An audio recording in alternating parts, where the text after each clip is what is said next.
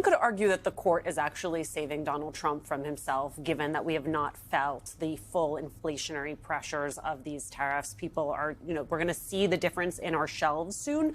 But I wonder what it tells you, one, that it required the courts to actually stop this. And if you could assess for us the damage that has already been done by these tariffs and what it will require to undo that damage. Yeah, I was just trying to think back on all of the steps that have happened so far and imagine myself as a business person trying to make investment decisions in this environment. Donald Trump campaigned on a 10% tariff. Then he came in April and decided to do the Liberation Day tariffs, which are much higher. Then there was a negotiation down, but then a push up of the China tariffs, and then there was a 90-day pause. And that, just imagine trying to make these decisions, and now you're facing the uncertainty of these tariffs being blocked by a court, but allowed to continue for some period of time until the Supreme Court likely has to weigh in on it, which could take several months from now. So this is going to have a chilling effect on investment. It already has had a chilling effect on investment, and that's going to trickle down into job growth, into economic growth, into wage gains, all the things that affect Americans in their everyday lives. I want to make one other important point here, which is that if these tariffs are in fact found to be illegal, then by law, the tariffs have to be rescinded. In other words, the government has collected all of this money. It has to give it back. It has to give it back to the businesses that paid them. And it's about $20 billion so far. But note, who gets the money back? The businesses, not the consumers who've had to pay higher prices because businesses were facing tariffs. So if you actually look at that and the pass-through rate in terms of higher prices, Americans already, the average American household is facing about $115 of extra costs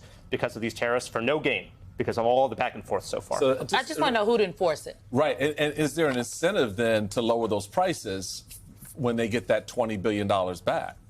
Maybe, but if you, in economic theory, there's a thing called sticky prices, which is once prices go up, it's awfully hard for them to start coming back down. And again, if I'm a business person in this environment, given the uncertainty about when tariffs could come back, and the other thing is that there are all sorts of other legal authorities available for Trump to impose tariffs. There's something called Section 301. There's something called Section 232. He could use those authorities to take a different legal angle onto imposing tariffs. So if I was a business person, I would say we're not out of the woods yet. Even if the Supreme Court strikes this down, there's still a good chance that some tariffs are going to be levied on me. I'm not in a position to start dropping prices right away.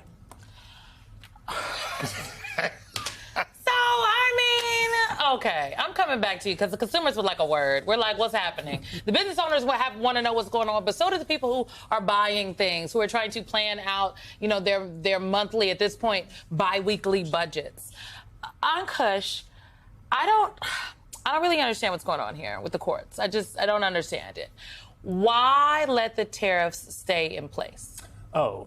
I understand it's a little counterintuitive. It seems to be at odds with. Correct. Like, if we don't know, why are you going to let them stand? I think that it's actually kind of defensible from a legal standpoint. This is the Federal Circuit that issued this stay. Mm-hmm. This is a court many people probably never even heard of. They are not usually in sort of the national spotlight. I would note they were in the International Trade Court because the Trump administration thought it would be more favorable to them. Right. They wanted this court, to Michael's point.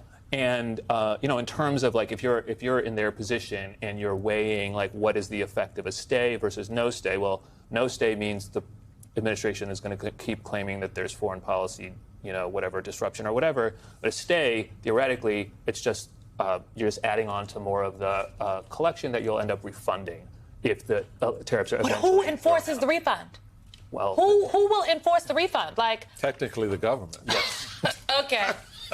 Technically. One of the common refrains that we have heard over and over again from Republicans is that federal judges are out of control, that they have too much authority. And we heard a strain of that again this week in relation to this ruling. Take a listen. 3 judges of the U.S. Court of International Trade disagreed and brazenly abused their judicial power to usurp the authority of President Trump, to stop him from carrying out the mandate that the American people gave him. The courts should have no role here. There is a troubling and dangerous trend of unelected judges inserting themselves into the presidential decision-making process. These judges are threatening to undermine the credibility of the United States on the world stage.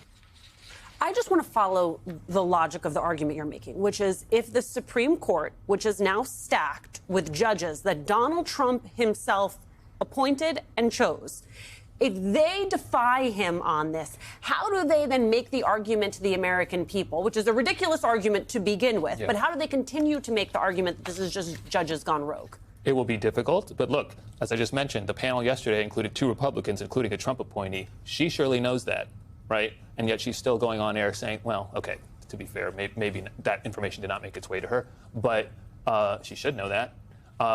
And the other part of that sort of statement that I find like kind of bizarre, to be honest, is the will of the American people. I mean, these tariffs are wildly unpopular. Yep. Every poll that I have seen, and there have been a bunch of them that have come out in the last 3, 4, 5 weeks, it's like 2/3. It's consistently 2/3 of Americans disapprove of the tariff policy. So if we're talking about the will of the people on an issue like this, they are probably in line with the court for the most part. Can I just real quick on this stupid from Caroline Leavitt?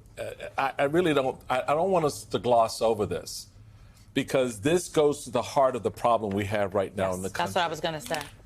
Though that rhetoric is baloney, and she knows it. And she knows it. I'm not even going to say what she should know. She knows it. But she's performing for the guy behind the Resolute desk who wants to hear this. He needs that justification for the action he's taken. And when he gets pushback, his response is, oh, you're the bad actor. You're the one who's undermining this system. He's the one who's undermining the system. And I think we need to be clear about that and stop playing this game and taking the crap that comes out of this administration behind that podium every day, undermining our judicial system. It is the last front we have against what they're doing. And I think we just need to be clear about that and not sit back, as we do in Washington, and pity-pat around the crazy because she's got the White House podium in front of her and the logo behind her. That doesn't justify anything that we see happening right now.